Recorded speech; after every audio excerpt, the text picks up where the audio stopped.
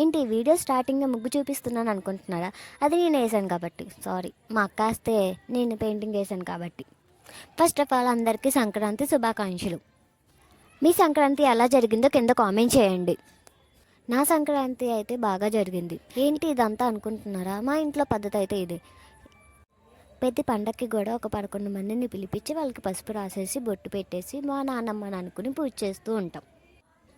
ఆ పూజ కంప్లీట్ అయిపోయాక మా పెద్దవాళ్ళు వాళ్ళకి కూడా పేర్లు చదివేసి పూజ చేసేస్తూ ఉంటాం.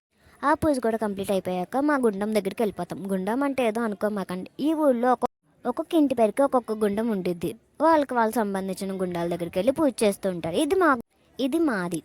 అలాగా వాటికి కూడా పూజ చేసి మేమైతే రిటర్న్ ఇంటికి వచ్చేసాం. నైట్ కూడా పూజ చేసుకుని కొత్త బట్టలన్నీ దేవుడి మూడ పెట్టేసి అవి రేపేసుకుంటాం. నా సంక్రాంతి అయితే ఇలా కంప్లీట్ అయిపోయింది. ఈ వీడియో నచ్చితే లైక్ చేయండి అండ్ సబ్స్క్రైబ్ చేసుకోవడం మర్చిపోమాకండి.